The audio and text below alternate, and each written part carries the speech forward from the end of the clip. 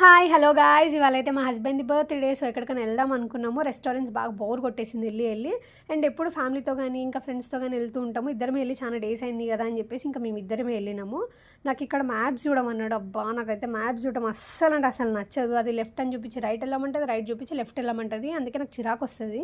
ఇంకా లాస్ట్కి మేము బఫే అయితే రీచ్ అయినాము. ఇక్కడ నాకు యాంబియన్స్ కానీ ఫుడ్ కానీ చాలా అంటే చాలా నచ్చింది. నాకు ఇక్కడ నాన్ వెజ్ స్టార్టర్స్ కంటే కూడా వెజ్ స్టార్టర్స్ ఇంకా ఎక్కువ నచ్చింది. నాన్ వెజ్ కూడా బాగుండే బట్ ఎందుకో కానీ వెజ్ స్టార్టర్స్ తింటా ఉంటే తినాలనిపించింది. నాన్ వెజ్లో నేను ఫిష్ కానీ ప్రాన్స్ కానీ నేనైతే ట్రై చేయలేదు. ఓన్లీ చికెన్ ఇంకా మటన్ షీక్ కబాబ్ చూసాను. చాలా బాగా అనిపించింది టేస్ట్.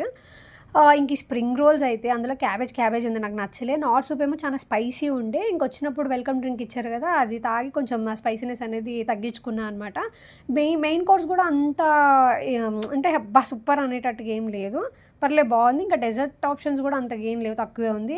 ఈ థమ్స్అప్ ఒక స్ట్రా ఇచ్చారు, అమ్మ దేవుడా అందులోంచి థమ్స్అప్ ఎంత లాగినా వస్తలేదు. మేమైతే నవ్వుకొని కొంచెం పక్కకు పెట్టేసి మళ్ళీ అట్లనే బాటిల్తో తాగేసినాం అనమాట.